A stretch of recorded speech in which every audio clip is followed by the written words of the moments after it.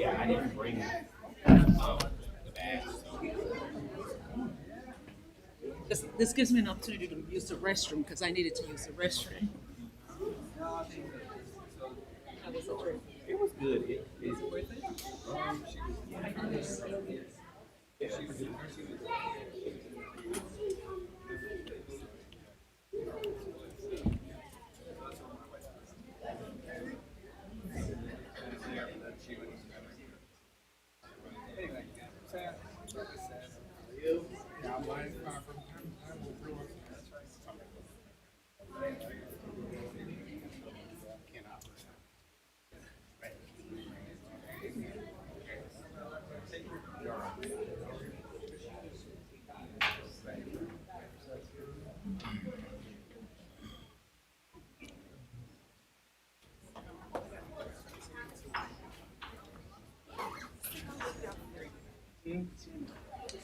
Yeah, I appreciate you. Always do, David.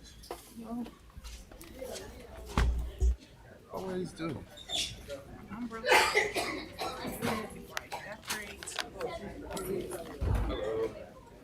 Hello, what's going on, man? How you doing? good. How are y'all? I'm blessed. Senior. Blessed and highly Hi, favored. I'm good. How are you?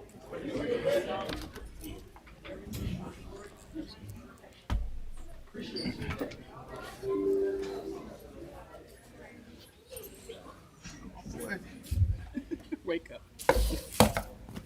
I was fine. Where you go? I got like. It ain't even start to didn't even go. Yeah, That's a good place, one. Right.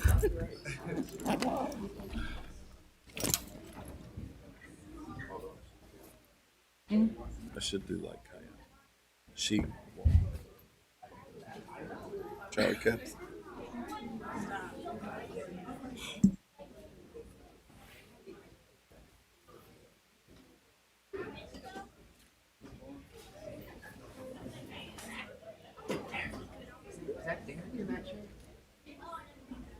So it's like two board. If you thought it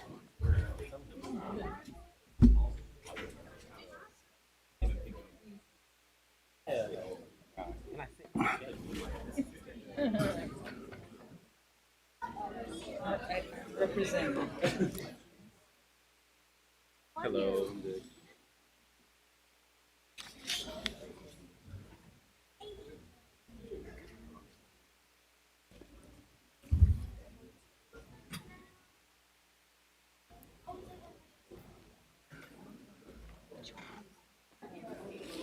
Oh yeah. Okay, I was gonna. Good.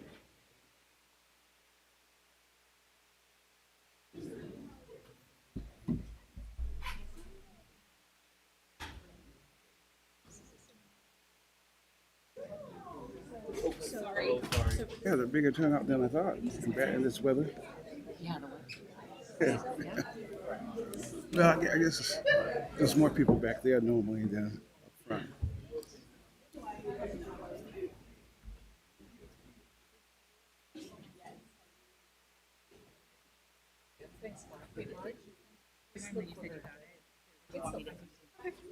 I'll send it. As long as they get it.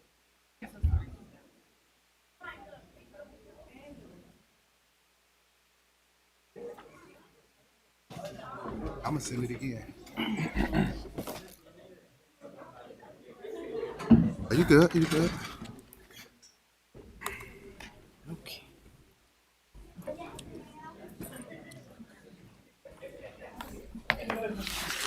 Looks compromised. And it's different. It's different from everybody too. My superintendent update to just be how we kind of about it. Mm-hmm. Mm-hmm. Yeah. You made it. You survived. Welcome. We were talking about you. Okay. Was it your car or was it the rain coming down so hard that you had to pull over? No, I ran a huge Oh, and it shut car. the whole thing, which I should not have done. Yeah. They tell you that, And the just- counselor. I know. I just had to wait until. Well, at least you're not on the video where your car get washed away. No.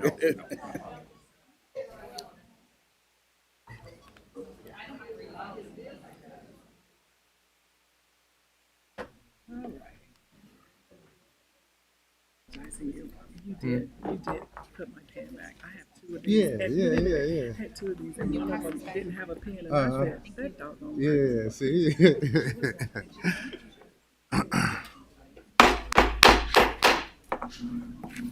Good evening. It is now 6:35 p.m. and I would like to call the Board of Education meeting to order. Oh, I did that without a secretary. We'll give our secretary a few seconds to get her stuff together.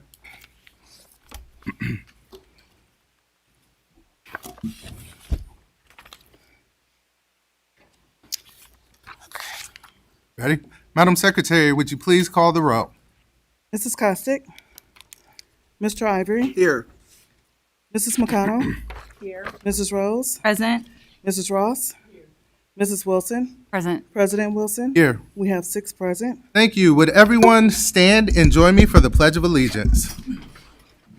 I pledge of allegiance To the flag of the United States of America and to the republic for which it stands, one nation, under God, indivisible, with liberty and justice for all. Thank you. Moving on to announcements, we will start with Dr. Ivory. Thank you, Dr. Wilson. Wraparound Center Community Support. The Wraparound Center is a hub to support for everyone who needs it. Our mission is to surround Peoria families with care, resources, hope, and no matter what your challenges are they may be facing. Here are a couple of upcoming resources events for Wraparound Center.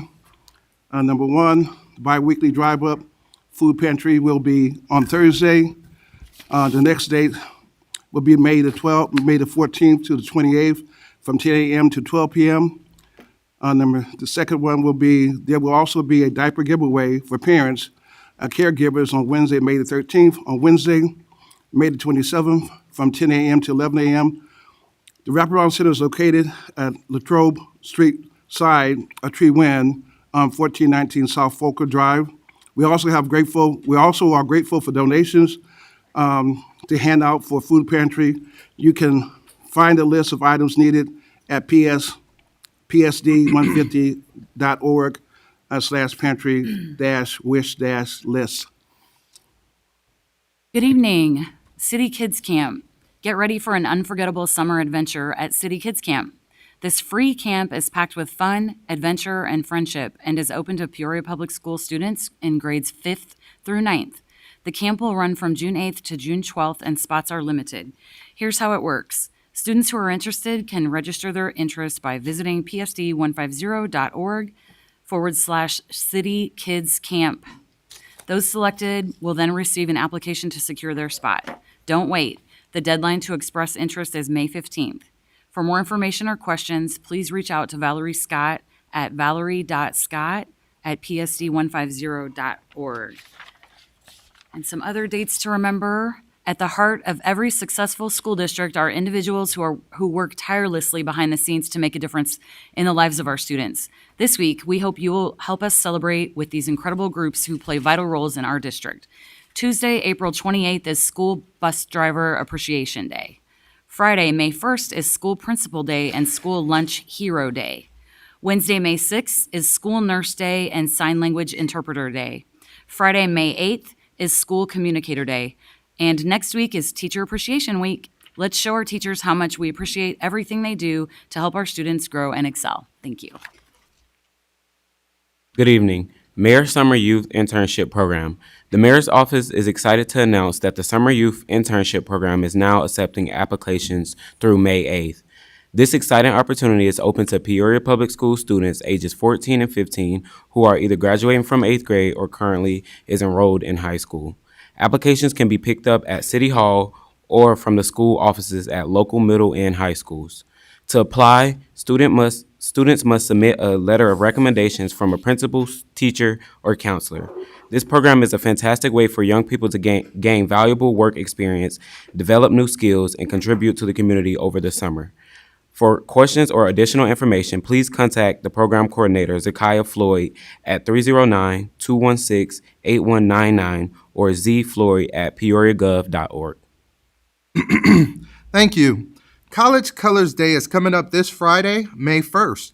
All students and staff are invited to represent their favorite college or alma mater by wearing their college swag. Whether it's a jersey, t-shirt, or sweatshirt, let's fill our schools with pride in higher education, and especially show some love for our HBCUs. Progress reports coming soon. The fourth quarter grading period ended on Friday, April 24th. Progress reports will be sent home on Wednesday, April 29th. Be on the lookout and help your student finish the year strong. Good evening, everyone. 7 mindsets. The time is now. This month, we are continuing focus on the 7 mindsets with a special emphasis on the time is now. This powerful mindset reminds us that today is the perfect day to make positive choices, take action, and work towards our goals. Don't wait, your future starts now. Parent University. Parent University will be tomorrow at Woodruff Career and Technical Center from 4:30 until 6:30.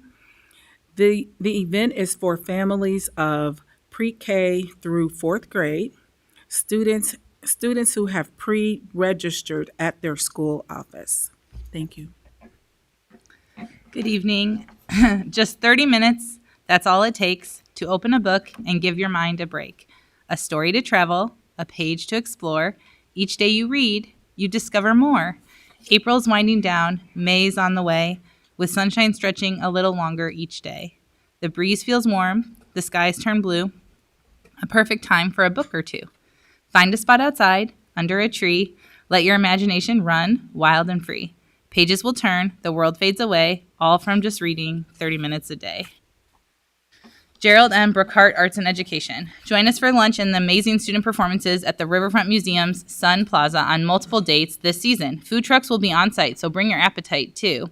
Let's come together to support our talented young artists and show our appreciation for the arts and education now through May 14th. Upcoming performance dates. Friday, May 1st, Keller Primary will be performing from 12 to 1. Monday, May 4th, Peoria High will be performing from 11 to 1. Tuesday, May 5th, Mark Bills will be performing from 11 to 12. Thursday, May 7th, Reservoir Gifted Academy will be performing from 11 to 1. Friday, May 8th, Glen Oak will be performing from 11 to 12, and Annie Jo Gordon will be performing from 11 to 12. Monday, May 11th, Liberty will be performing from 11 to 12. Tuesday, never mind. Those are all the ones before our next board meeting. And then summer intercession. Registration for the 2026 summer intercession program is now open. This exciting program will run from June 1st through June 18th, offering 3 fun-filled weeks of educational activities for students from kindergarten through 9th grade. Be sure to register with one of our community partners by May 6th to guarantee free registration for all 3 weeks, including transportation, breakfast, and lunch. Don't miss out on this incredible opportunity to to keep your kids learning and engaged this summer. Visit psd150.org/summer for full details and the links to register. Thank you. Good evening. Teacher apprenticeship. Peoria Public Schools is now accepting applications for the fall teacher apprenticeship program. An apprenticeship with Lake Erie College, this program offers a pair educators and opportunities to learn their degree and teach certification while working on the job. To qualify, have an associate's degree, work as a paraeducator in the elementary school, want to become a certified teacher. Those are the qualifications. And applications will be open from May 1st to June 1st.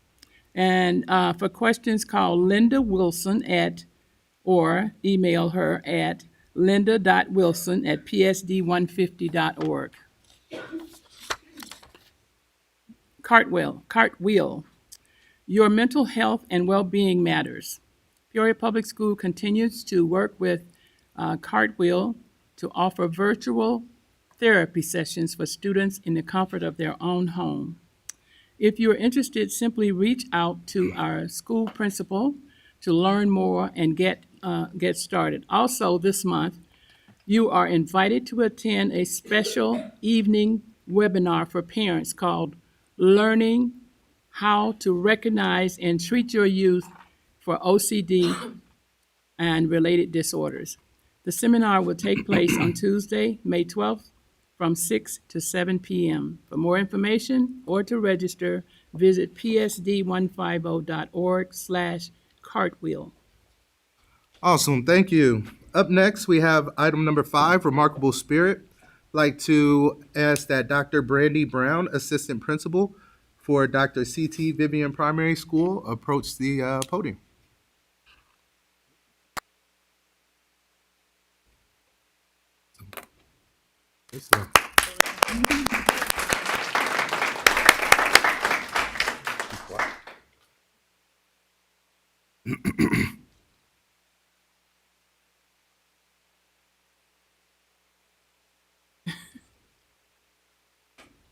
So, good evening, everybody.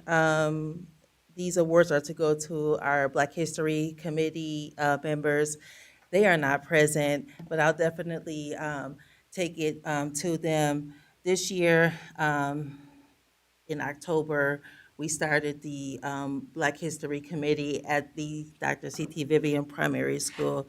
It was a vision I had, and these 8 remarkable teachers and one TA really volunteered their time, went over and beyond to plan a remarkable Black History Month, as well as what we have now as the Dr. C.T. Vivian Avenue at our school. So Mildred Shaw, and again, let me add this, these teachers did it for free on their own time, which is pretty much unheard of. But again, Mildred Shaw, she is our TA at Dr. C.T. Vivian School, as well as Christina Irwin, our second grade teacher, Kiara Berry Hill, who is our 4th grade teacher, Mrs. Heidi Case, our 4th grade teacher, Miss Rita Waller, who is our Kiwanis Teacher of the Year, Mr. Tariq Priest, who is our 3rd grade teacher, Miss Riley Casavera, who is our 4th grade teacher and a first year teacher, and Christine Riven, one of our veteran teachers. She's our encore art teacher. And then as well as 1st grade teacher, Miss Pam Alwyn. So these are, I'll give these to our Black History Committee, the first Black History Committee at the Dr. C.T. Vivian Primary School. And thank you. Dr. Brown, you've done such an amazing job. You've gone above and beyond. Wanted to thank you. You put your entire heart and soul, you and your committee. I know President Wilson and I were talking about it, and he was just raving your just the success and pulling in the community into your school. Yes, ma'am. Yes, ma'am. Great Thank job. you. Thank you, thank you, thank you.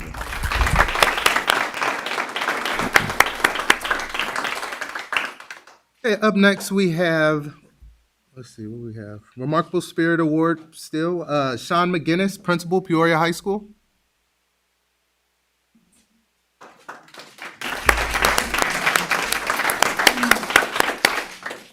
So you guys are in for a treat today. I'm not going to be the presenter, so I'm going to pass the mic to our freshman principal, Dr. Suggs.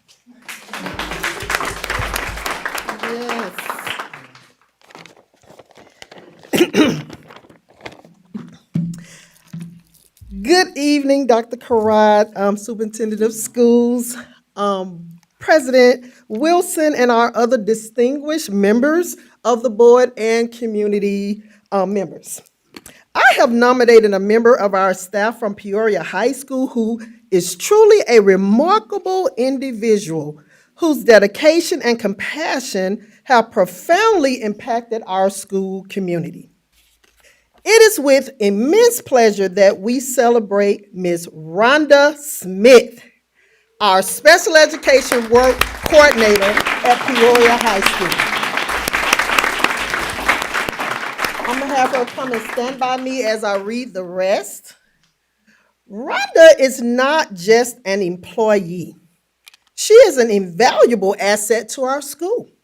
Her unwavering commitment to our students is evident in everything she does, whether she's checking in on students, working in the community, or organizing job-related field trips. Rhonda consistently goes above and beyond to ensure that each student feels valued and supported. What sets Rhonda apart is her genuine care for every individual. She treats everyone with respect, creating an environment where students feel safe and encouraged to pursue their dreams despite of their physical, mental, or emotional challenges. Her nurturing spirit fosters a sense of belonging, allowing our students to thrive both academically and personally. I first met Rhonda as a parent at Calvin Coolidge Middle School about 9 years ago. She was a wonderful, supportive parent then to Max, that's sitting over here, and now I know her as an amazing staff member at Peoria High School, the pride of the city. Rhonda, your work has not gone unnoticed. Your ability to connect with the students and help them navigate through the journeys of their life is truly inspiring. You embody the essence of what it means to be a remarkable educator. Congratulations, Rhonda.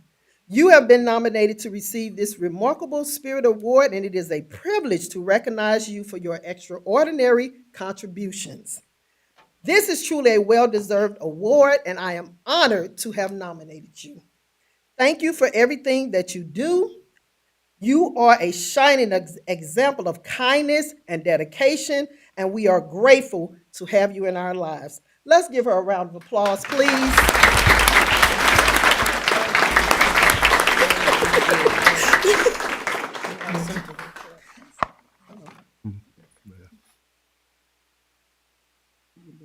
Some words.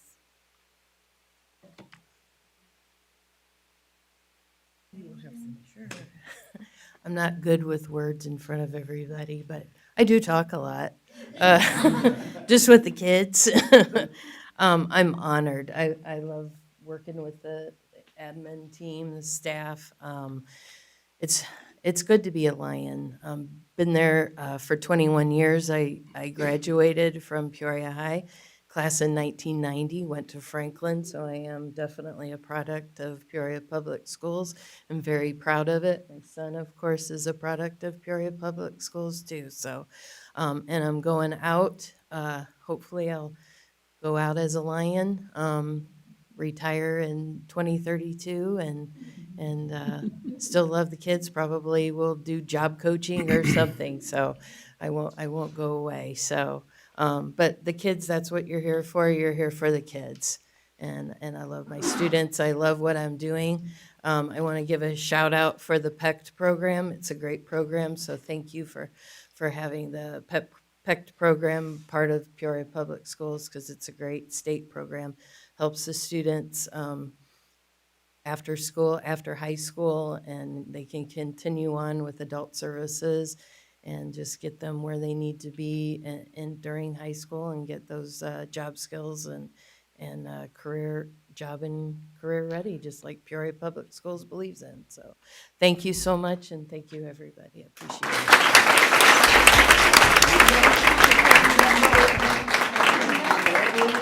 it. Ms. Smith, if family members of Ms. Smith can please stand to be acknowledged as well.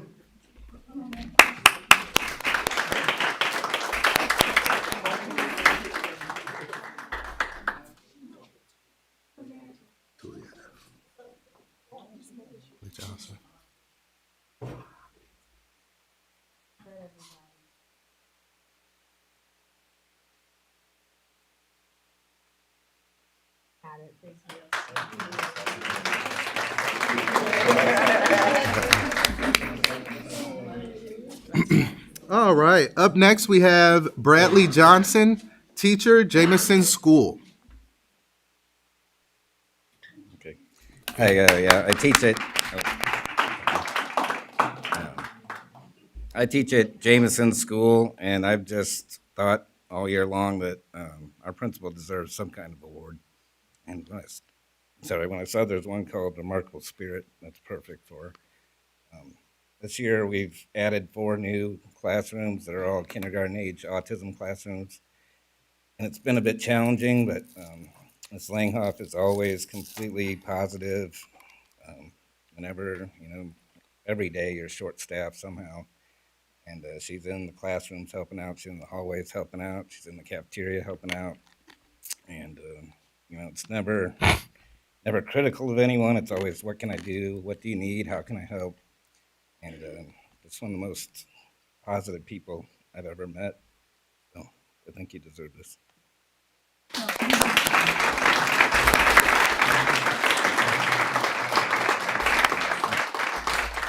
So, thank you. I will say this is my passion, and I've been able to do this every day since I was 21 and started teaching at Roosevelt with several people, and Dr. Karat as well. So this is my 25th year in Peoria Public Schools, and it's definitely my passion that I get to do this every day. And we have a lot of new students in our building, and they're just a joy. If you're ever bored, just come see us. And I just appreciate my team. It's really my team. It's not me. It's always my team. So thank you.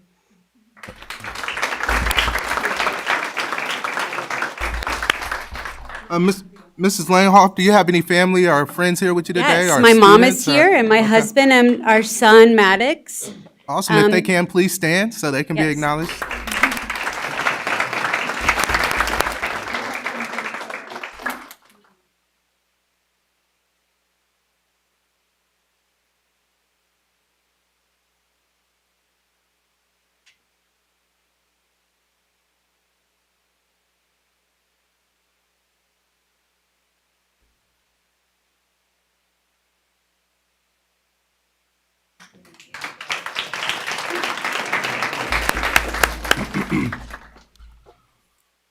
All righty, awesome. Up next, we have item number 6, community contribution. I'd like to call to the podium again, Dr. Brandy Brown, Assistant Principal, Dr. C.T. Vivian Primary School.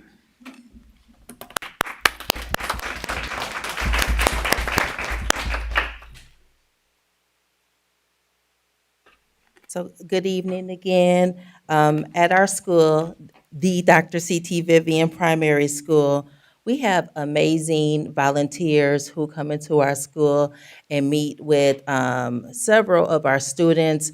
Again, these volunteers, they play games with the students. They do tutoring and reading, and also groups with the students.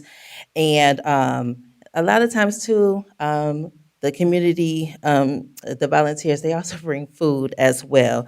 They leave teachers notes and prayers as well. And so even cards as well for me and my principal. And so again, these volunteers from the University United Methodist Church here in Peoria are Bob and Donna, and Miss Jari, Miss Jane, Miss Melanie, Miss Ann, Miss Maggie, Miss Sue, and Miss Barb. Again, these volunteers, they can be doing something else in their retirement, but they choose to come to the Dr. C.T. Vivian and pour into the lives of our children with mentoring, just playing games, again, reading, and doing remarkable things with our students. So thank you for recognizing our volunteers.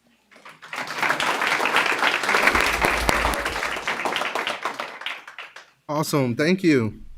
Up next, we have item 7, student showcase. JV Girls Volleyball City Champions, Rolling Acres, and I'd like to call AJ Guyton, District Athletic Director, to the podium.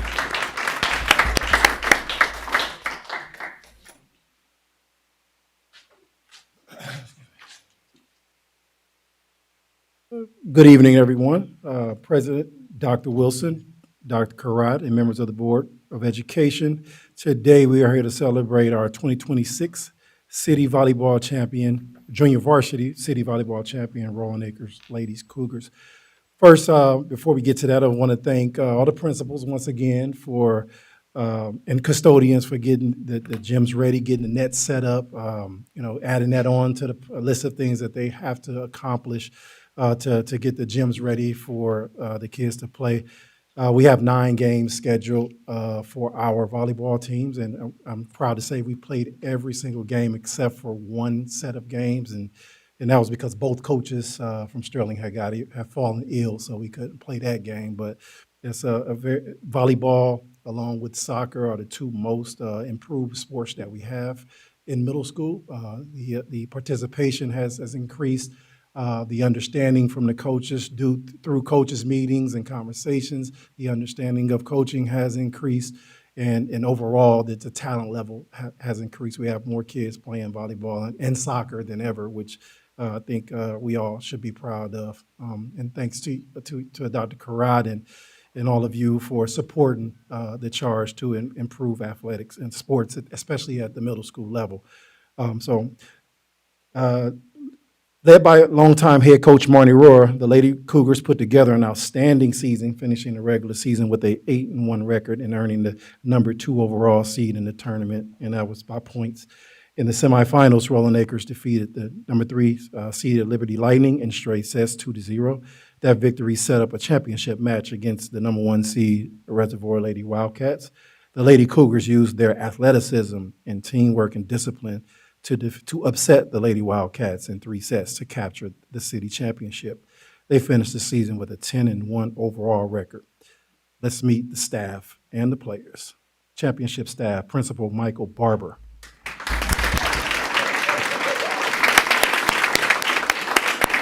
Head coach Marnie Rohr. And now for the players, championship roster, Jayla Anderson, Natalia Burnside, Mann, Asia Cox, Leah Duran, Journey Edwards, Armani Gayton, Macy Gresham, Mila Habib, Violet Hamby, Katina Ivy, Kamari Moore, Ayla Smith, Anaya Whitley, and Aria Whitley. Will the parents and supporters of this team please stand up and be acknowledged as well?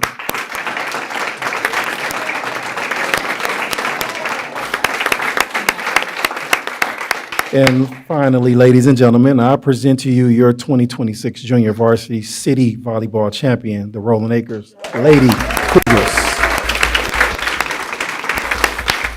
A few words from Coach. Oh, okay. Got you. She'll talk after receiving the varsity recognition. So, picture. Barbie, you want to say anything about this? Just once. This is JV or? It's JV. Okay. Girl.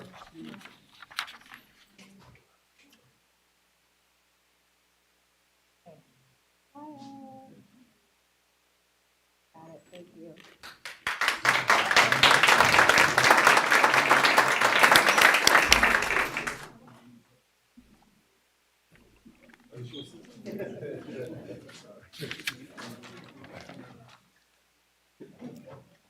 And now for the varsity, also led by Coach Marnie Rohr, the Lady Cougars put together another outstanding season, finishing 8-1 as well, and they earned the number 2 overall seed in the city tournament.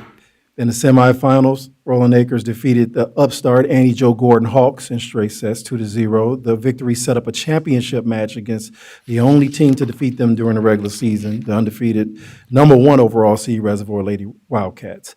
With revenge on their minds, the Lady Cougars played their best volleyball of the season, defeating the Wildcats in 2 straight sets to capture the city championship. They finished the season also with a 10-1 record. Let's meet the staff and the players. Once again, Mr. Barber and Coach Rohr. Let's meet that championship roster. Italy Brown. Madison Calhoun. Chloe Carlton. Jade Clark. Kayla Cooper. Ziane Crawford. Khalees Griffin.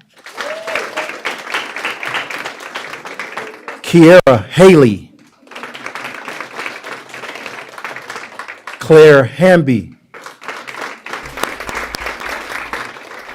Lyric Hammer. Elena Kirby. Daniela Perez. Kamaya Pollard. And Olivia Wright.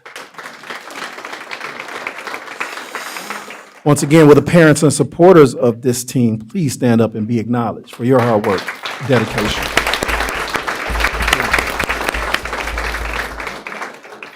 And ladies and gentlemen, your 2026 varsity city volleyball champion, the Rolling Acres Lady Cougars.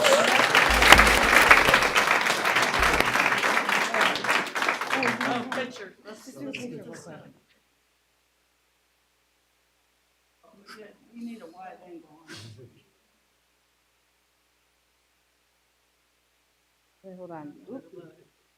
Look right here. Okay. You're quick to get up and get that picture. Before she starts, each participant winner received a championship T-shirt, medals, and trophies for placing and division trophies if they won a division trophy. So, ladies and gentlemen, head coach Marnie Rohr. We're back. I just had to say that. I told some of the kids I was going to say that, and they look at me, go crazy, and I'm like, I'm going to do it anyway. Good evening. Thank you very much for inviting us today. It's been an honor and a privilege to coach volleyball at Rolling Acres the last 25 years. My girls have worked hard at practice to become better players and, more importantly, a better team. They did great academically and are leaders in our school. My motto is to be better today than you were yesterday, and we did just that. They believed in me as their coach, in each other, day in and day out. I told them at the beginning of the season that we could have good teams at both the JV and varsity level, and they bought into that and made it happen. These are ordinary girls that can do extraordinary things, and I'm so proud of them and all that they've accomplished this year.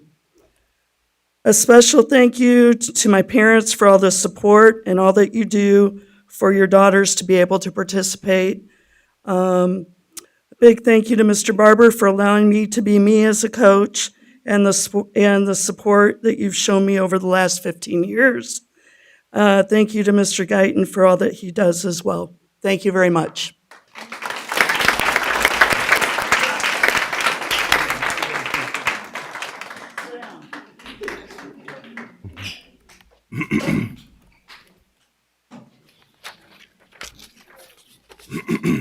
Awesome. Up next, we have item number 8, district presentations. Who's that? Peyton Beach Youth Mental Health Program Coordinator. I'm going to give them a second to clear out. For sure, please. Go ahead. Okay.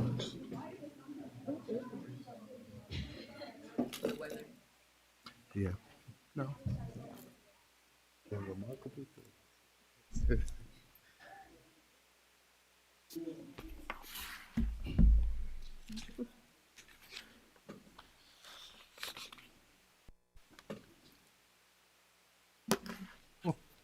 Amazing. It looks like we're still waiting on a tech a little bit. It's all right.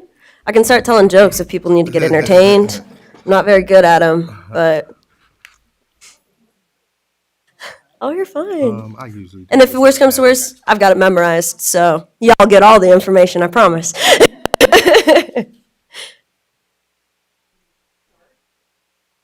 Perfect. Yeah, no problem at all. All right, well, good evening, board members. My name is Peyton Beach. I have the incredible honor of being the Youth Mental Health Program Coordinator and a Health Education Specialist at Holt Center for Healthy Living on Knoxville. I am extremely honored to be the Mental Health Program Coordinator. I am not originally from Peoria, but PPS has made me feel right at home for the past 2 years. I've been able to go in and educate 4th, 7th, 8th, 9th, 5th, 6th, all of the grades, and your kiddos are truly remarkable, and that says a lot about you as board members and a lot as parents and family members here today. So thank you so much. Today I'm here to talk about my programming, our Youth Mental Health Matters program, because youth mental health matters, and I don't think there's any ifs, ands, or buts about that. So I love being able to represent all of the amazing work that Holt Center does. So starting off with our pre-K programming that we offer, Your Amazing Brain, we start in and be able to help those kids talk about how they're feeling and not just throwing scissors and throwing pretzels when things don't go their way, but actually be able to talk about how they're feeling and be able to have those conversations even when they're this tall. We have our Mental Health Erica's Lighthouse programming. It's a local nonprofit in here based in Illinois. A family lost their 14-year-old daughter in 2004. Her name was Erica to suicide. And this family started a nonprofit to provide comprehensive mental health education to schools all over the United States and even the world to hopefully prevent suicide from happening again. I absolutely love this program. This program is just shining. These kids, I love getting to go in and talk with them. Once that comes up, you'll be able to see a picture that I got to take with a couple of kids after I finished this lesson with them. And they really get to know how mental health doesn't just have to be an isolated thing, that they can actually talk about it and grow and hopefully receive help when they need it and speak up when others need it too. Our 7th grade and 8th grade is depression awareness. That's when we start having more of those harder conversations with kids. It's one of my favorite programs to teach because you get to have real conversations. And we talk about how to reach a trusted adult, what a trusted adult looks like. We talk with them and go through role plays so that they know how to have a conversation with an adult, but also how to have conversations with their friends. Friends are oftentimes the first people that know when somebody is struggling, but are often the last to say something. So teaching these kids and educating these kids on how to speak up with confidence and how to be there for each other, and also basically teach empathy and help them realize that they can make a difference and that they can be the reason that somebody has a better day. And just bringing that joy that they have in them out as well. And then with our 9th through 11th grade is where we have depression awareness and suicide prevention. So we go in and have heavy conversation about suicide and the signs and symptoms of suicide and how they can be advocates for not only themselves, but advocates for their peers and hopefully prevent any suicides in the future. I also connect them with local resources every single class. Every class ends with me telling them where they can go for help. Every class ends with me telling them that they are capable of doing incredible things and that the world is better off with them in it. And without them, there is no future. And I really let them know that they are incredible, because they are, and just provide them with any help. Everybody needs a little help nowadays, and there's no shame in that. And helping them, like I said, become advocates and speak up for each other and be able to show a friend where they need to go for help or a trusted adult that they can talk to as well. Finally, we have our summer program. This is my bread and butter. It's my Mega Brain Lab. We got our 20-foot inflatable brain named Marvin. If I could bring him with me, I would. He's my favorite coworker. But he helps the kiddos see what our brains are made of, what they're doing, and how each of the lobes work together. It mixes science with fun. And they are just a hoot in the summer, let me tell you. And they are excited to get in there. We have 3 activities, so I always do a physical activity. Physical health and mental health, they're best friends. So when we take care of one, we're taking care of the other. And we really show the kids how physical activity is good for your brain, it's good for your body, and it makes you feel good. We also include an arts station, so we really tie in how if sports aren't your thing, that's not your coping skill, that's okay. I'm 5'4", I couldn't play volleyball, so I wish I could. Maybe I need to talk to the Rolling Acres coach. She seems to know what she's doing. But we are able to show them that arts and music are just as helpful with coping as well. And we also wrap up with a fun breathing coping skill kind of moment where we all kind of sit and we walk through different yoga poses. We learn how to deep breathe, how that feels with our body, and they walk away with a little piece of paper that has all of the things that they've learned today so that they can take it with them into the school year. It's nonstop. We are talking about mental health nonstop, year round, each of these students, and the progress it shows. Next slide.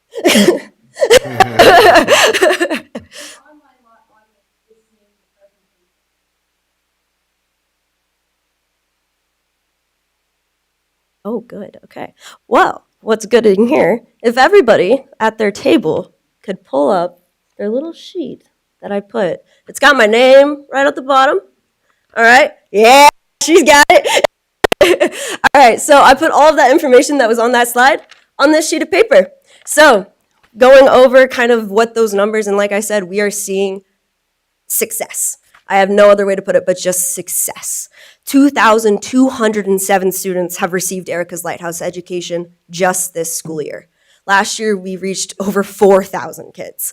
So this impact, like I said, it's all year round, and these kids are showing it by having those knowledge and behavior percentages, which aren't on there, but I can tell you that it is 84.67 and it is 85.9. So it is remarkable. These students are learning, they're absorbing, and they're able to show that they are learning and really apply it. We test on knowledge and behavior gained. So it's one thing to be able to say, this is what Ms. Payton talked about today, but it's another to say, this is how I'm going to handle this in the future.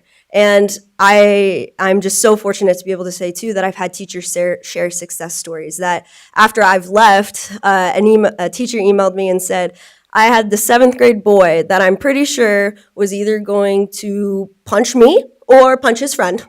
And it was he was really, really big emotions. And he just looked at his teacher and he said, I need 5 seconds to go breathe in the corner and I will be back and it will be okay. And he left and he walked and he did the 5-finger tracing that I had just taught him an hour beforehand, came back to the classroom, had no problems at all. So they are applying what they are learning. Thank you. So I really go in it, and I was a teenager once. I was in middle school once. I know how big small problems can feel. And I think being able to have passion and empathize with these students and let them know that they are being seen and heard and understand what they are feeling lets them know that one day you can be a 23-year-old and doing weird dreams and helping kids out one day too. So I really love being able to do what I love to do. And one of my most special moments, and I'm probably going to get emotional, so I apologize, but was working with manual options classroom this year. So the options programs are at currently, and correct me if I'm wrong, please, Peoria High School. Richwoods is not having one yet, and Manual High School. So I worked very closely with Manual High this year. Last year, my coworker, Betsy Ayers, she did a nutrition education with our options programming in 2024. And through meeting with Mr. Stevens, she had a conversation and said, I think your kids would really like Peyton, and I think you should have Peyton come in and have a conversation with them and just see what happens. And from there, I scheduled 2 sessions in the morning and 1 session in the afternoon to just kind of see what these kids were like. And right off the bat, it was just completely different than anything I'd ever seen before. These kids were 17 and 18 years old. They tried to convince me that they had the mindset and attitude of a 25-year-old, but they were tired. You could tell that they were just tired. They were just going through the motions. They just were doing what they were told to do so that they could get the job done, but they weren't really enjoying. And so I came in there and I sat down with them and I had a life-changing conversation of well, what makes you think you can tell me what I'm feeling? And I said, what makes you think you can tell me what I'm feeling? And nobody had ever asked them how they were feeling. And I, from there, knew with these kids, it's got to be a little bit different. So from there, I've not only scheduled one more, I scheduled two more and three more. And pretty soon enough, Mr. Stevens and I had come up with a plan to come back once a month for each of the groups, talking about mental health. Whatever those kids wanted to talk about, we talked about with a safe adult, that if the situation occurred where somebody needed to get help, there were 3 adults present that would jump over desks and go help them. And we received grant funding called the ACES grant, and that was what enabled me to be able to go and visit these students. We were able to talk about really hard conversations in an extremely safe space. I heard conversations about concerns of community violence, and we talked about adulthood and mental health. And the first meeting that we had this year, all of the kids, I said, what's one thing that you really want to work on? And it was learning how to trust again. They wanted to learn how to trust people. And when I left, our last meeting was in February. I told each of them I was going to come in and I was going to bring them fruit salad for their brains of different fruits that help out our mental health. And 2 of the kids said, I have never ever tried raspberries before. I've never had strawberries. I've never had pomegranate seeds.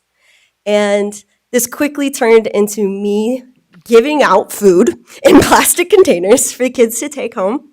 The very next day, they had a pretty big exam, and they were super excited to be able to bring home just a small little container of fruit. One actually brought some fruit home for their siblings. And from there, as we were walking out, unfortunately, if I had my slide, you'd be able to see his face. He walked up to me and said, thank you for letting me trust and not letting me down. And yeah. So I've absolutely thrilled to be here and working for Holt Center for Healthy Living. Thank you all for the work that you do for PPS. And yeah, if you have any questions, you got my business card. Yeah, absolutely. 1 second. Thank you, Ms. Peyton. Yes, Beach of for course. that, especially with our technology issues we're having. So appreciate it. Questions from board I members? just have a quick question. Absolutely. The 2,207 students that received the Eric. Yes, ma'am. Yeah. Which schools were those from? All of them. All 4, of them. 7, and 9. Grades 7 through 9? 4th grade, 7th grade, and 9th grade. Okay. I wrapped up my last class with 7th graders at Harold B. Dawson, and I have successfully taught 4th, 7th, and 9th grade at all of the PBS thank you. schools. Awesome. Thank you. Yep, thank you. I do want to make a comment before she leaves. Ms. Peyton, I want to just acknowledge your incredible energy. Well, thank you. Really, with the video being down, if I could hire you from the school district, you seem to bring so much energy. My compliments to your dedication. I was about to say, well, thank you. You gotta be careful. My director is right there, and I like sweet talking. So you just let me know. And Andrea Parker is the director. So Ms. Parker, you want to stand and yes. All right, thank you. Good evening, and I'll just say, I invited Peyton to do this youth mental health presentation because when you did your March 7th Special Leadership Education Forum, your students. faculty all self-submitted to go to her class, and they had to turn people away because it was the largest attended of the event. So I thought you needed to hear what goes on in your schools, and her options class, and I mean, she's like this every day, so please know, has been tremendous work for her, but she's enjoyed it, and I think the students have really benefited from seeing some of the presentations, or most of the presentations. Thank you. Thank you. Thank you. Thank you. I do want to give a moment. I do see. Thanks. I would like to dovetail and say I love your energy. And Thank you. You are exactly what our children need, is this ray of sunshine. So thank you. Oh, I appreciate that. I wanted to ask you also, Yeah. does any information go home with them, possibly for their parents to see the signs of certain Absolutely, absolutely. So not only do I send home a resource card, all what is pinned to your Right, guys' yeah. paper, that is what I send home. So I send home that physical resource card and I let them know that this isn't just for youth, this is for adults too. And at the end of it, the presentation as well, I send them to our website, Holt Center, holthealthy.org. We just uploaded all of our toolkits, super easy to navigate. I tell them, go to that mental health tab. You'll have all of your resources that you, your family, your cousins, your siblings, your neighbor from Timbuktu, anybody could use them. So I send that Fantastic. home every time. Yeah. Thanks for what you're doing. Oh, thank you. Keep it up. Thank you. All right, up next, we have Carl Health Update, Addie Collins, in-school health manager. For the YouTube and streaming audience. Okay. Good evening, Dr. Karat, President Ken. Wilson, board members. Thank you for having me here today. My name is Addie Collins, and I have the privilege of being the manager over the in-school health clinics. I've been in this role for the last year or so. On my slides I ended up putting Richwoods High School, created a video just highlighting the brand new clinic that they have there. And I thought that it just did a really good job highlighting our services and how kids can use it. So I do have the video on there. Yeah. And Addie, what we'll do, we'll send it to the board members as well. Yeah. And including our student board members, so they'll get to see it. Apologize for. Ms. Seipel, what's happening with it in-house, with our ability to show it?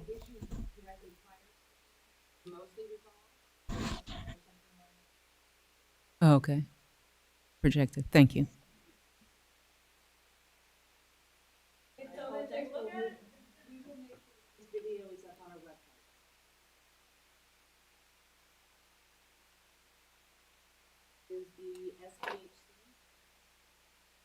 Yes, so for those of you who may not know, we do have clinics at Manuel Trewin, Peoria High School, and our newest is at Richwoods. We can see students that are in any of the schools, and we can help with transportation. We partner with Family Corps with that as well. We can do any services like a prompt care. We do a lot of school physicals, sports physicals, immunizations, a lot of the school compliance. But if a student has consented and say they have a sore throat, they can come down to the clinic and we can, test for strep and those things. So it's just really nice to be there to combat some of the barriers that a lot of our students and families face, such as transportation or just time off work. It's a big deal for parents to take off work. So to be there is an honor, and I love that I can be a part of it. I do have a slide on there for some of our impact, our numbers. I pulled numbers just from this last school year so far. So say like August to it was March 30th. And I don't have them in front of me. I want to say we served about 900 students. And then we had 1,200 visits total. So that's pretty good so far. And then I also added some comments from our survey as well, which I implemented last year. And I don't have the results for this school year yet, but I added some of the results from last year. And I just love reading the comments, like we're able to get the care that we need here. They help me. And it's just really heartwarming to be able to be in this space and provide for these students.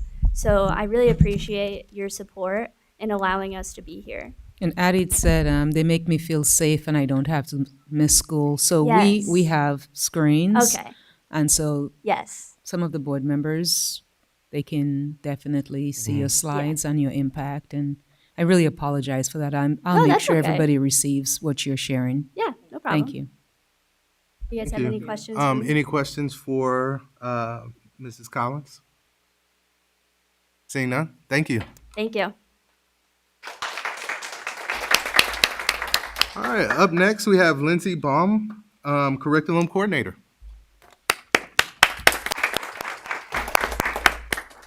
Good evening, Board President Dr. Wilson, Vice President McConnell, members of the board, and Dr. Karat. Thank you for providing me a little bit of time this evening to explain and give you some context and background to a handful of the action items on the docket tonight related to curriculum and assessment programs. These requests come after months of piloting options for resources, consulting key stakeholders, and attempting to be as intentional as possible with our path forward. So to explain the rationale and urgency of this evening, a guaranteed and viable Tier 1 instructional resource is the first step to increasing literacy outcomes for our students. Our teachers know their standards well, but an evidence-based core resource and scope and sequence ensures that students have access to the same essential content regardless of the building they're in or the teacher that they have. We can't say that a particular student needs help at the next level if we're not really sure that core instruction looks the same everywhere we go. Our current core resources for literacy are a little outdated, copyright of 2017, and in fact, they are set to sunset at the end of June, which means we could no longer get additional copies of text or digital support from the company HMH. So we're due. Our resources, all of them that we considered, are aligned with the recommendations in the Illinois Literacy Plan, which was passed in January of 2024. It provides districts with comprehensive guidance and best practices in literacy instruction. The why now is that curriculum adoptions for districts are typically on a rotating basis. We are due for K-5 literacy right now, and next year will be our last paid year for our 6th through 12th grade literacy resources and our 5th through 8th grade math resources. So delaying an adoption for K-5 could put all of these due at the same time, or would at least delay the adoption process as it goes years to year. It could affect other subjects and grade levels. And finally, the proposal this evening is to acquire resources for core instruction, assessment, and teacher-led personalized learning that would streamline the work for our teachers. Next slide. A little bit of the timeline that brought us here this evening. This is 1 year in the making. It started last spring where I met with literacy advisory councils to talk about our needs in Peoria Public Schools as we look at literacy and the options out there for pilot curriculum companies. In May, the teachers got their hands on the resources and selected the 3 that we would pilot in this school year. An amazing team of teachers spent this year, the first 3 quarters, piloting the 3 that we chose after being trained on each one. And in March, they met to discuss their experiences and evaluate them and vote for their top 3 options. So that brings us to April, and here we are to request their selection this evening. The next slide shows that we had 43 teachers dedicated to this work that came from 12 of our buildings district-wide. I did have representatives from all grade levels K through 4 for our K-4 adoption. The pilot model, as I said, the commitment of these teachers was real. In quarter 1, we piloted McGraw-Hill Wonders, quarter 2, HMH Into Reading, and quarter 3, Curriculum Associates Magnetic Literacy. All teachers trained on each one of these, again, 2 to 3 hour training to kind of set it off and agreed to implement them with fidelity for the entire quarter, all while ensuring that no overlap or gaps in learning standards occurred. And the winner is, so after a thoughtful consideration, our teachers rated all 3 programs on a variety of factors, and 68% of our kindergarten through 4th grade teachers chose Curriculum Associates Magnetic Literacy as their top choice for Peoria Public Schools. This newly and carefully designed core literacy resource expands on the Curriculum Associates' long-standing foundational skills resource, which is Magnetic Reading Foundations. It has been regarded highly for its effectiveness in accordance to Ed Reports, which is a reputable education resource evaluation system. There's a slide that shows, again, it meets all of the 100% of meeting expectations for their foundational skills piece. The next slide has some quoted sentiments of 3 of our pilot teachers. I won't read them to you verbatim, but I mentioned before my appreciation for these teachers. I was in awe at the time they spent in giving written feedback for me to share with you tonight in general. And what I do want to kind of point out in their testimonials about magnetic literacy is the common thread where they refer back to students. The first teacher, who is a 1st grade teacher, finished her evaluation with, "My students engaged with and showed progress in reading so much with magnetic literacy. The next was a kindergarten teacher who pointed out that magnetic literacy led my students to be thinkers and notice and wonder in all activities. And the third is from a third grade dual language teacher, as we did have all teachers at our multicultural dual language academy pilot so that we could get the best resource that would be great for our multilingual learners. Next slide. Our recommendation for 5th grade literacy is HMH Into Reading. This is the more primary-friendly version of HMH's Into Literature, which is the resource that we currently use for grades 6 through 12. The next slide also outlines on Ed Reports that HMH Into Reading has been given high ratings for text complexity and quality, building knowledge, and usability. Next slide. You might wonder why we're asking for a different resource for 5th grade.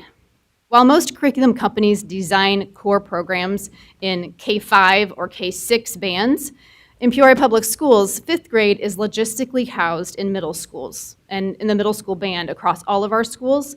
Therefore, it's in the best interest of our students, teachers, and building administrators to align literacy instructional resources and assessment systems for 5th grade to those that are also used in 6th through 8th. Tonight's action item proposals would make for a more cohesive experience for primary schools, middle schools, and K-8 schools. In kindergarten through 4th grade, again, provided everything tonight would be adopted, kindergarten through 4th grade would use iReady Math and Magnetic Literacy, which are housed in the same platform and use the same type of diagnostic assessments. iReady Math and Reading, they would also allow our principals, if they wanted to contract services for professional development, to utilize the same company for both math and literacy. In the 5-8 column, we would have our 5th grade students in literacy with the same program as the 6th through 8th grade students, all of which would also benefit from the add-on of Writable, which we already have for 6-12, that would come with the 5th grade. We would utilize NWA MAP growth, which we have utilized for K-8 in all of the years that I have been here. We would move away from using that at K-4 to align more with the diagnostics with iReady, but keep NWA as it is also an HMH entity for 5-8. And finally, they could also use HMH content specialists together for 5-8 bands. And final slide. In summary, you have 3 action items from the Curriculum Instruction Department this evening. You have K-4 core literacy. We're asking for magnetic literacy and Mosaico. This includes the diagnostic assessment system in the cost. You have 5th grade core literacy, which is Into Reading in the Arriba la Lectura. And finally, NWA assessment renewal only for grades 5 through 8. Finally, I would just like to point out that 2 weeks ago, there were action items for the same products on the consent agenda. However, we did choose to pause as we took some time to learn more about the iReady personalized learning that can be added to the Curriculum Associates package. It was included in the quote before, but has been removed this evening as we wish to further examine our own results in utilizing personalized learning in a digital space before we commit to that additional cost that it does bring. So just going to explain the pause and kind of where we landed this evening. I talked to the pilot teachers again after we took some time to examine, and they still came back with nearly the same percentage in support of Curriculum Associates at K-4. Thank you again for your time, and I'm happy to answer any questions you might have. Just Thank one you. quick, can I ask, let's ask Ms. Seipel to Yes. just share with the board what this lawsuit was all about and how does it impact the state of Illinois Right. and PPS. Yeah, I can Thank kind you. of tee it up too. There was two headlines kind of came out in the midst of our ask on the 13th and now, and that was, one of them was, again, looking at the personalized learning and the efficacy that has been out there across all 15 years of Curriculum Associates iReady. The other involved a lawsuit that is an active lawsuit. It originated out of the state of California against Curriculum Associates regarding student data privacy. What I have done some research on that, and I talked a lot with our technology director, Michelle Seipel. The lawsuit is from an ed tech law center out of Texas, actually, but it's a lawsuit in California. This same center has active suits against Google entities, PowerSchool, IXL, Renaissance, Seesaw, several other companies. And it's been explained as it's kind of an attempt to change the landscape of how we use digital technology through litigation rather than legislation. And so Michelle can explain, if she would like, a little bit more about Illinois laws and how in Peoria Public Schools and many other districts in Illinois, our student data is protected through SOPA agreements. Is that correct, Michelle?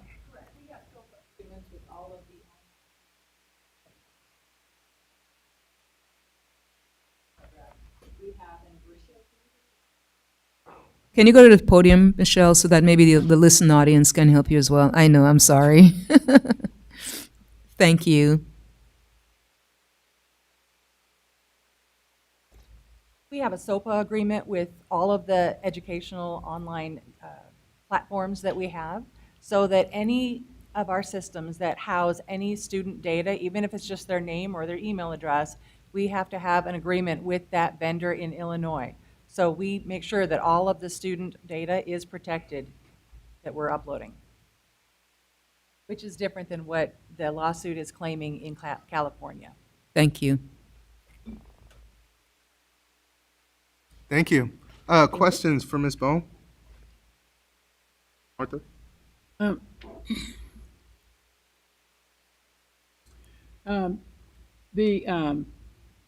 The amount of money is quite a bit that we're talking about here. Correct. And I want to know, how many licenses did we have before, since we're renewing? And when do they expire? The current licenses, all of the current licenses. Are you referring to licenses for personalized learning, or? We're getting new 6-year licenses. It would be a 6-year, correct. We typically go with the longer contract because it does provide more of a discount over 6 years. And honestly, it takes a year of implementation for teachers to get used to something, and then to look at data long-term to see if something's effectiveness. You'd have to give it enough time. Our journeys, to speak to the kindergarten through 5th grade resources we currently use, any digital licenses expire on June 30th of this year. That was like a 6-year. We started with 2 grade levels before my time here, but 4th and 5th grade, and then we added K3 throughout. So Ms. Beach, let her know what we're getting. Yes. Share with the material, what this entails. So let me finish the question now. And I was HMH, for instance. Everybody know what HMH is? The Houghton Mifflin Harcourt, yes. Okay, so what I'm saying, we had contracts with them already. Yes. And I over my period of time, there's been overlapping in licensing, and we seldom finish one before we start another one. I'm trying to see, how long do we have left? You're saying all of them expired June 30th. All of our journeys due on June 30th, yes. The entire program sunsets for the company. We had licenses, again, my understanding of the time before I was here, we started journeys with like a 4th and 5th grade one year, and then brought on K3 the next year. And the company agreed to kind of flush everybody's expiration in this year because they're retiring the entire program for kindergarten through 5th grade. Okay, and then the other question, what was it you wanted her to explain, Dr. Karat? What are they getting? Right. I'll speak to each of the action items. For the curriculum associates, magnetic literacy, which we're asking for kindergarten through 4th grades. What will come with that are teacher edition print manuals, all of our student work texts, which are consumable. That's kind of the trend now. Everything comes as a consumable student text. All of the kindergarten through 2nd grade teacher foundational skills kits, like your alpha cards and all of these things, anchor charts, a set of trade books. It gives digital access to teachers, and it gives the assessment system for our students. The iReady assessment, the diagnostic assessment, and some, guidance for teachers on supporting students is all that comes digitally for them. So that's what we're receiving for 6 years with the K4. 5th grade, we will get both teacher and student licenses digitally, plus all of the print books and workbooks. And we also get writable added onto that for 5th grade. So overall, how much time is required for students to be on these digital products? For kindergarten through 4th grade, the only required time as part of what we're asking for students to be online would be to take the diagnostic assessments, which would be 3 times a year. There is no student interface really with any digital instruction for core. And if we're not asking for the personalized learning piece, there would be no minutes asked for that either. That's why we kind of took that off as we talk to teachers, principals, leadership about the utility of the programs and our data here. I'm just wondering how we measure the effectiveness of some of these programs, because I personally seldom see the percentage of increase by purchasing this type of these types of programs. How do we measure that, and how do we show the measurement in our kids? Because our scores are pretty low, right? And so I'm just Measuring a program, it's very difficult to isolate a variable to determine that any type of uptick or lack thereof in scores, like on a state assessment, is due to a program alone. There are a lot of factors that contribute to that. However, we do look and kind of overall assess the programs or the curriculums we use through the assessments that come with the 3 times a year assessments. We look at student growth and we look at proficiency. How does that compare to IAR, which is the state summative assessment? And each program also gives kind of implementation walkthrough type of guidance for principals so that we can measure implementation fidelity in that way. We talk to teachers a lot about in terms of their perceptions of the different things that they use and comparatively. But yeah, the assessment data is what we'd have, that would be our best measure of impact of a program, but you wouldn't do that until you implemented it for a few years at least. And we have seen progress. I mean, you want to talk about the growth. I know you referenced it along with proficiency, and I know Lindsay, Dr. Donath, the last I remember, did our growth outperform the state, or was neck and neck with the state's growth?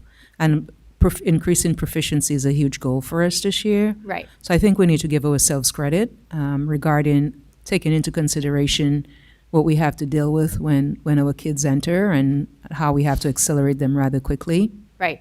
I know, again, I don't have specific data in front of me, but I know that our literacy growth and proficiency rates have steadily increased since COVID.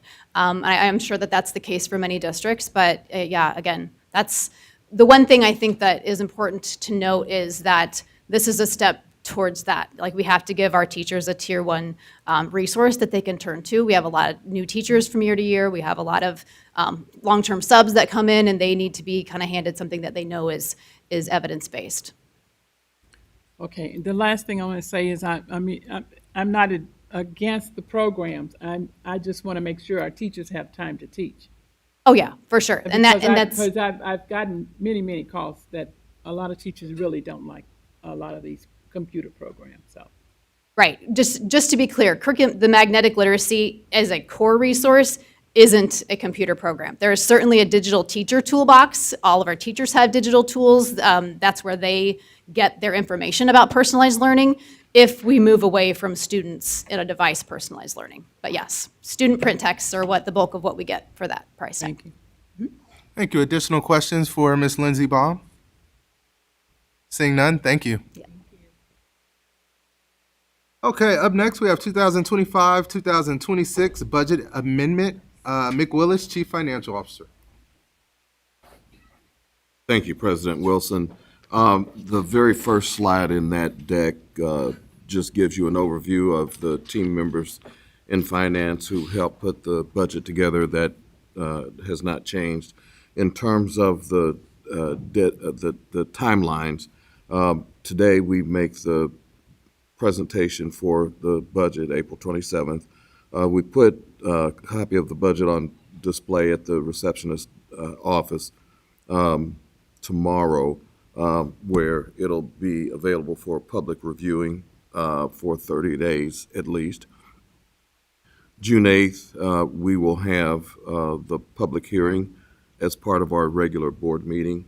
Later on in the agenda, we'll have an action item for the Board of Education to adopt the amended budget for the 25-26 school year. And that kind of gives you an overview of the timing with respect to the budget amendment. In terms of what changed preliminary budget to this budget, there really were two key pieces. One had to do with property values. When we did our initial version of the budget, we estimated a 2% increase. When we got the final results from the county, that increase was 7.72%. That translated to a little over $1 million in our operating budget in this particular amendment, which is an increase. Not a surprise that we would have additional costs with respect to gas and utilities, and so those costs are reflected in the budget amendment as well. With respect to the actual numbers, for the 25-26 year, in terms of the operating budget, we are anticipating a deficit, or a surplus, I'm sorry, of $2.2 million. That's down about $400,000 compared to the budget in the fall, primarily because operational costs have increased around gas and around utilities to an extent that we've needed to make some fairly sizable expenditure adjustments in our operating budget. We, as I mentioned before, did get some relief by way of property tax offset, which in the end brought the deficit, or the surplus, I'm sorry, to about what it was in the preliminary budget, even though we had a few changes. On the non-operating side of the budget, that's where we pay for the bonds. That's where we have capital projects like the dome and HVAC, those kinds of things. We pretty much were the same as we were in the fall, so not very many changes there.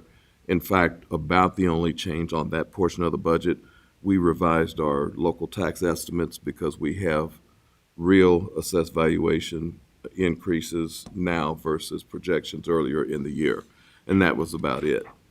Part of that presentation, as you are familiar with, has revenue and expenditure percentages, which really just gives you a sense of, based on the whole picture, what percent of our revenue comes from what source. And property taxes, as you know, and evidence-based funding are the big drivers in terms of our revenue. On the spending side, it wouldn't be a surprise to know that salaries and benefits make up the overwhelming majority of our operating costs, and then the other cost categories just kind of filter in. In terms of next steps with respect to the budget amendment, as I mentioned before, we'll have the budget on public display. That'll be for at least 30 days. June 8th, we'll have 2 items on the agenda. One will be the budget hearing at 7 o'clock. Anybody who has comments with respect to the proposed amendment is able to make and offer thoughts on that. Later on in the action item portion of the budget, there will be a recommendation for approval of the amended budget. Awesome, thank you. Questions for Mr. Willis? Seeing none, thank you, Mick. Moving along, we have item number 9, presentation by audience. We did not receive any comment cards this meeting, so we will move along to item number 10 is response to audience presentation. Due to no item number 9, we will move forward to item number 11, approval of April 13th, 2026 minutes. Second. Thank you. It's been moved and seconded. Madam Secretary, would you please call the roll? Mr. Ivory? Mrs. McConnell? Aye. Mrs. Rose? Aye. Mrs. Ross? Mrs. Wilson? Aye. President Wilson? Aye. We have 6 ayes, motion carries. Thank you. Next, we are at the point of the agenda, information items. Item number 1, superintendent update. Thank you, President Wilson. Since the last time we met, there have been a number of engaging and meaningful activities across the district that I would like to highlight. Just going to highlight a few. Last week, Kiwanis recognized our K-8 Teachers of the Year, and I sent you pictures of that. Hopefully, we can bring them to the board meeting in the future, in the near future, and kind of also provide some public recognition to them as well. And recently, our career pathways students participated in the School Skills USA competition, showcasing their talents and commitments to developing real-world skills. We're very, very proud of their efforts, and I've asked Dr. Coleman and her team to formally recognize both staff and students at our next board meeting. So that should be very exciting. We had a couple of first-place winners, I believe, and in various pathways, and second places and third place as well. And this past Saturday, Manual High School, the speech and debate event was hosted at Manual High School, so kudos to Dr. Hawks and her team, her custodians, and everyone for hosting speech and debate. There were over 300 individuals in attendance. It was an incredible day. Students were highly engaged, energized, and demonstrating excellence. And many of you have seen the photos I circulated, and I believe I sent some photos over the weekend. I'm not sure if I did. But I would like to thank our judges. I know President Wilson, our own president, Dr. Wilson, was a judge. Hopefully you had a good time. Yeah. I saw Pam Adams, she was a judge. I see Jennifer Farrell, she was here earlier. Okay, thank you for being a judge as well. Hopefully you had a good time. I know I spoke with Bradley University's volleyball team. There were representatives from there, and a lot of other folks were judges as well. So and actually Mr. Diaz was there. Thank you for coming, and I don't know if I missed any of the board members who weren't in attendance. But it was a great event. Would you agree? Yes, absolutely. And then we continue to celebrate to strengthen our social emotional learning.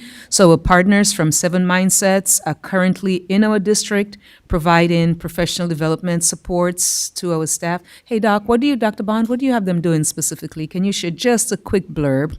Because Dr. Bond is our partner for social emotional, which is strategy number 2 on our strategic plan. It is. So they're here in town, and as you may remember, our teachers are the ones who selected this curriculum. So when the coaches are in town, they are so thrilled. And so they kind of self-assess what they need and want and determine that piece. So they are doing modeling lessons, they're observing and giving feedback, they're in PLCs, training teachers at all the different grade levels, they're doing assemblies with our kids. I just had a teacher contact me a couple hours ago, and she said, I know the coaches are coming in a couple days. I really want to get student voice going and get a team going of our students. Do you think they could help me with that for next year? I'm like, yep. So just whatever they need is really what's happening. Awesome. Which is Thank awesome. you. Yeah. Great job, Doc. And I know, Dr. Donath, you were in Chicago with a couple of our kids. Can you just share quickly, Invention Convention, that's your baby. And so what you're doing is inspiring our kids in STEM. So about 2 months ago, I had the privilege of bringing some of our student inventors here so they could show their student inventions and be celebrated. We had one invention from each middle school have the privilege of being able to go up to Chicago to showcase their work. So the highest scoring invention at each school got a chance to go up to Chicago. And one of the great things is we went there, the students, we got a charter bus, the kids felt so spoiled, and they really had a wonderful time. They represented Peoria very well. There were 79 total inventions that were invited to come to the state competition, and from that, we had 12 of those inventions were from Peoria. Oh. So we are beyond proud. We had a sleep helper, we had a mobile trash bin, we had a panic sensory app, which is actually really fascinating, and the stash and dash so that you can keep your lockers organized. So it was fascinating to do, and I'm just so proud of our students who represented our city so well. Thank you for guiding and being the champion. And then just one final thing, board. I'm just really excited about this. Today, the Fab Lab Design Studio meeting was held at Woodruff in spite of the weather. It was such bad weather today.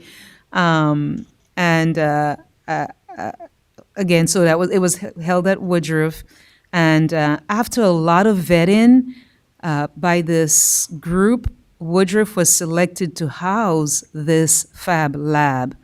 And so it's really amazing. The Woodruff Fab Lab will be a space for the community and students to innovate anything.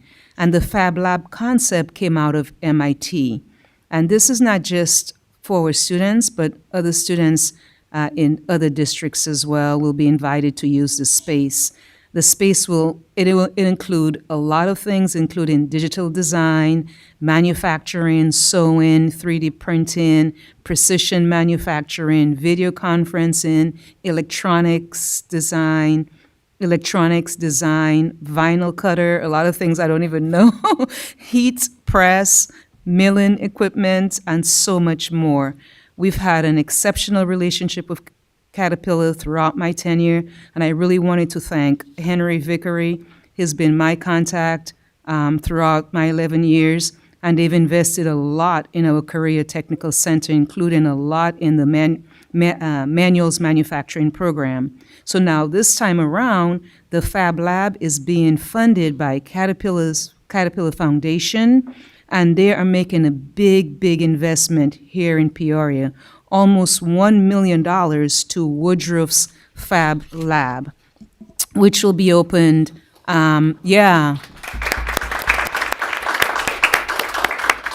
It will be open, I believe, in October, and again, to all high school students in this area. And during our work session, I really liked that idea.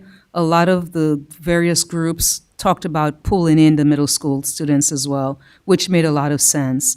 And so the idea is to bridge the digital divide and encourage students and community to innovate. So we had a variety of stakeholders today at our working session, and we missed a lot because it was really dark and very, very rainy. And so we will have another session to invite more individuals to come and share the vision. A big thank you to Sherry and Rodney from the Fab Foundation Network for guiding us through these activities. And then I'll just close with this. There was an activity that I really liked. We had to respond to this prompt. It said, what would you like the headlines to say about your Fab Lab, like 10 years from now? And Dr. G and Chris Kendall from Perfect and their group, I love that. It says PPS Fab Lab sizzles the economy. And I think my group came up with former Fab Lab student donates $10 million to the school district. So I wanted to say, so I like that headline as well. Kudos to Dr. Coleman, Mr. Spiker, and Mr. Bricks for leading this exciting work. And I'm just really excited about, we have this canvas and what's going to be painted, what's going to be designed for this space. So thank you, Dr. Coleman, for leading the work with Mr. Spiker and Mr. It's exciting. So that's it. Awesome. Thank you, Dr. Karat. Okay. Second item under information items is financial update. Mr. Willis. Year-to-date revenue totals $180.8 million. That represents 75.3% of budget. Trend is about 65.5%, so we're running ahead of trend. With respect to expenditures, we're at year-to-date $195.2 million on expenditures. That's running about 78.3% of budget. Trend is 74%. We're running more ahead on revenue than we are on expense, which is a good thing at this time. Happy to answer any questions anybody might have. Awesome. Thank you. Questions for Mr. Willis? Is the audit officially over yet? Not yet. Okay. We were scheduled for June 15th completion. Okay. And don't have any updates in terms of any change regarding that. Okay, thank you. I get a weekly update. Good progress is being made.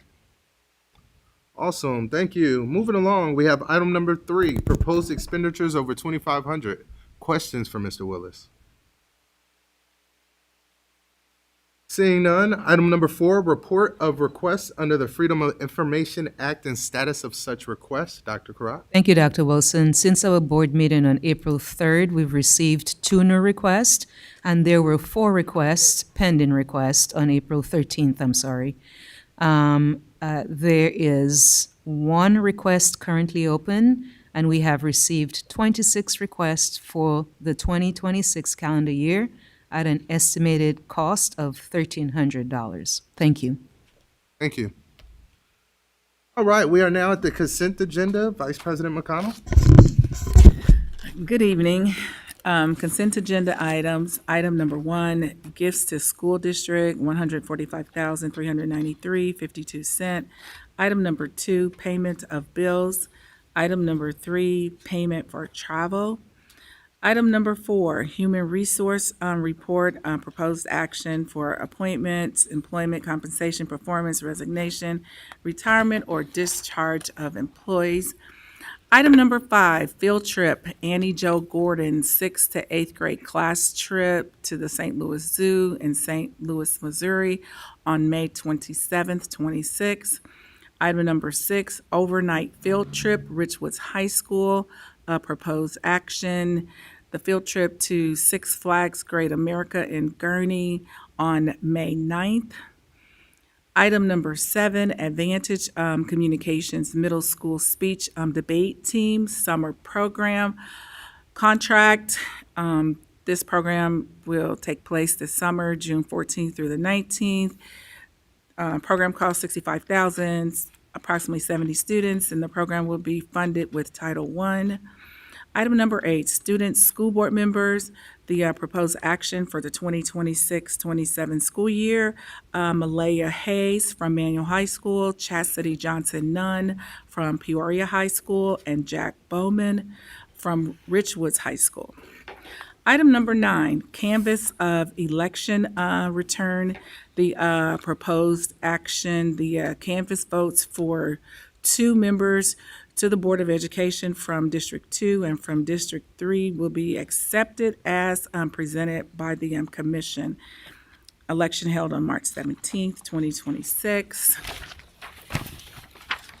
Item number 10, NWEA assessment renewal for the cost of $40,876 using District A assessment funds.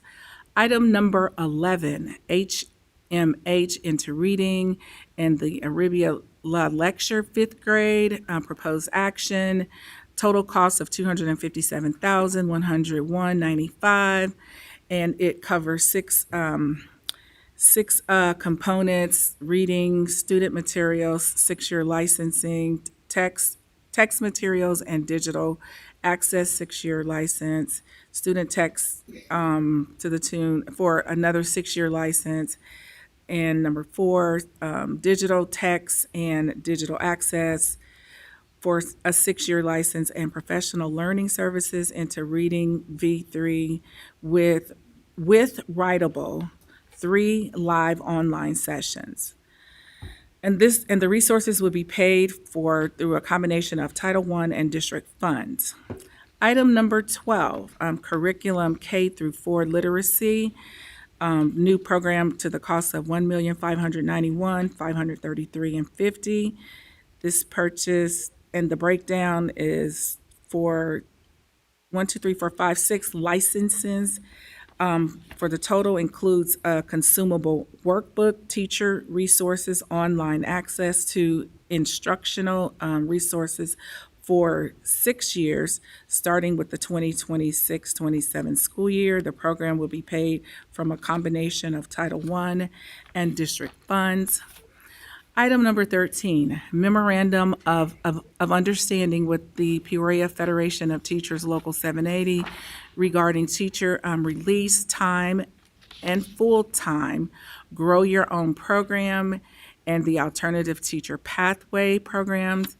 The action is to renew the full-time program and the alternative teacher pathway. Item number 14, field trip out of state. Proposed action is the Glen Oak Community Center trip to Six Flags in St. Louis, Missouri on May 15th, 2026. And this trip will be funded through the students and Title I funds. Item number 15, employment contracts. Assistant Superintendent of Student Support Services, action to approve Dr. Ann Bond for Assistant Superintendent of Student Services beginning July 1, 26 through June of 29. Item number 16, employment contract, Director of Curriculum and Instruction, proposed action to approve the contract for Lindsay Baum for the position of Director of Curriculum, and this contract is from July 1, 26 through June 30th of 27. Item number 17, employment contract, Executive Director of Middle Schools. The proposed action is to approve Laura Rogers for the position of Executive Director of Middle Schools starting July 1, 2026 through June 30th of 27. Item number 18, employment contract, Executive Director of Primary Schools. The proposed action is the employment contract with Kathy Rodriguez for the position, and the contract starting July 1, 2026 through June 30th of 27. Item number 19, employment contract for principal. The proposed action is Katie Malahy for the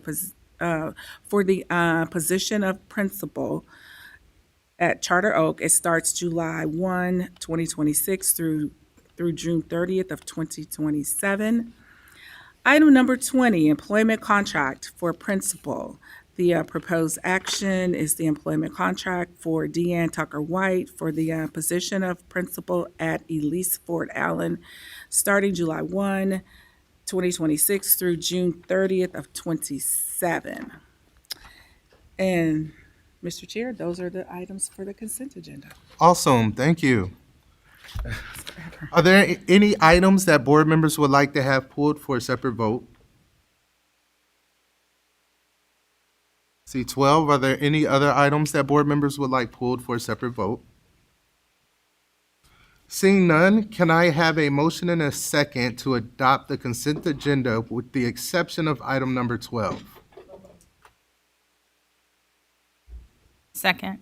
Thank you. Yep. Any discussion on the consent agenda? Are we discussing item 12 or everything No, else? just everything else but 12. Seeing no discussion, Madam Secretary, would you please call the roll? Mr. Ivory? Mrs. McConnell? Aye. Mrs. Rose? Aye. Mrs. Ross? Aye. Mrs. Wilson? Aye. President Wilson? Aye. We have 6 ayes, motion carries. Thank you. May I have a motion and a second to discuss item number 12? I move to discuss or to approve? To approve. Approve item number 12. Thank you. Second. Thank you. Discussion. I didn't have discussion. It says if you want a separate vote. I didn't have discussion. Can I say something really fast Yes, before we vote please. then? I have personally seen all 3 curriculums that were piloted because one of my students fell in one of the grades that happened to be part of the pilot. And so each quarter he came home with that quarter's workbook and materials, which I was able to see for myself. I've also been able to see like what kinds of things he's doing in school as he did those pilots. And so that's been really fun for me to see. So then when I heard from teachers and when Mrs. Bohm presents saying that 68% of the teachers in the pilot want this same thing that I've seen in action, I can kind of have a clearer picture of like just how engaging and how much students buy into it and all of the reasons why our teachers might love it and want it. But I did also hear from a teacher, and so I would kind of just like to share some of the feedback that I heard from the person who took time to email me. I heard that it has built-in exit tickets, which provide consistent, quick checks for understanding, making it easier to monitor student progress and adjust quickly. The phonics component is highly engaging and effective, integrating writing and varied activities so students can actively apply and retain new skills. Grammar instruction is embedded throughout the curriculum, ensuring students develop language skills in context rather than isolation. Explicit writing instruction is included, giving students clear models and guidance on how to improve their writing. Dedicated writing sessions within each unit allow students focused time to practice the full writing process, supporting skills development and independence. The curriculum incorporates a strong balance of poetry, fiction, and nonfiction texts, exposing students to a wide range of genres and strengthening comprehension skills across all texts. And it also has 30 structured sessions inside each unit, allowing them to deeply explore one topic at a time rather than rushing through. So thank you for letting me share the feedback I heard. Yeah, absolutely. Thank you. All right. So since there's no further discussion, can I get a motion and a second to approve? Well, that's already happened. Madam Secretary? For the roll. Mr. Ivory?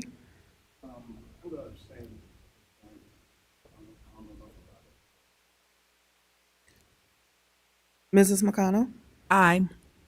Mrs. Rose, Aye. Mrs. Ross, Nay. Mrs. Wilson, Aye. President Wilson. Aye. We have 4 ayes, motion carries. Thank you. Next, we have deliberation agenda. You want me to read them? Mm-hmm. Okay. It became, I realized while we were here tonight that none of the policies were attached to the packet. And I apologize that I didn't catch it sooner. I'm happy to read them, but But they will be uploaded to the district website. oh, okay. I guess I would like to suggest that we wait to approve them until our whole board has seen what they're approving. Am I allowed to, do you want me to still read them, or do you want me? Okay, so I would like to make a motion to table these policies until everybody, because I've seen them and you've seen them because we were in the meeting, but. Is there anything brought that is? No, these are all, most of them are Okay, fresh. I'd like to make a motion to table these policies until our next board meeting, just because they should have been included. Second. Thank you, Dr. Ivey. Madam Secretary? Mr. Ivory? Mrs. McConnell? Aye. Mrs. Rose? Aye. Mrs. Ross? Aye. Mrs. Wilson? Aye. President Wilson? Aye. We have 6 ayes, the motion carries. We still have Thank you. item 28. Yes. Oh, yes. Well, Discipline. do you want me to read it, or is it who's turn? Oh, I'm happy to discipline. read it. Yeah, go ahead. Okay. Item number 28, proposed action that the Board of Education approve the expulsion listed on the report dated April 27th, 2026 be approved as presented. Second. Madam Secretary? Mr. Ivory? Mrs. McConnell? Aye. Mrs. Rose? Aye. Mrs. Ross? Aye. Mrs. Wilson? Aye. President Wilson? Aye. We have 6 ayes, motion carries. Item number 29, revocation of expulsion held in abeyance. Proposed action that the Board of Education approve the revocation of expulsion held in abeyance listed on the report dated April 27th, 2026 be approved as presented. Second. Madam Secretary? Mr. Ivory? Mrs. McConnell? Aye. Mrs. Rose? Aye. Mrs. Ross? Aye. Mrs. Wilson? Aye. President Wilson? Aye. 6 ayes, motion carries. Thank you. Presentation and suggestions by board members. Yeah, I would just like to share, I just learned this this afternoon, but the Peoria High School journalism class has scheduled a interview for the 12 times nominated and 4-time Grammy winner Denise Williams. And that's so exciting for the students to be able to have a live interview with a well-known artist. And shout out to Peoria High School and their outstanding lab for interviews, podcasts. The broadcasting is amazing. If you have not seen it, it's worth a stop by. But I think that's awesome for our students to have that kind of exposure. Let's hear it for the boys. I love that song. That was a good segue. That was a jam right there. Any additional presentation or suggestions by board members? I'd like to just congratulate the newly elected board members, Andy Diaz and Sarah Howard.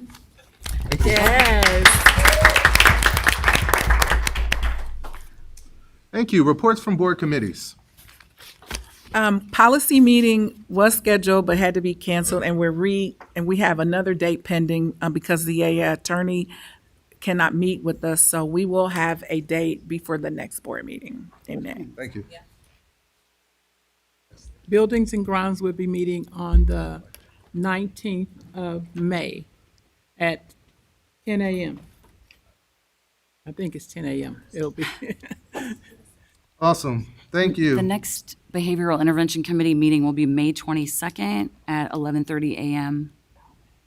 Well, thank you. Procurement? And the procurement board will schedule another meeting. We had one planned, but we changed it, so I'll get with Nick and let everyone know when that meeting is going to happen. Awesome. Thank you. So it is now 8:19 p.m. and I would like to adjourn tonight's meeting.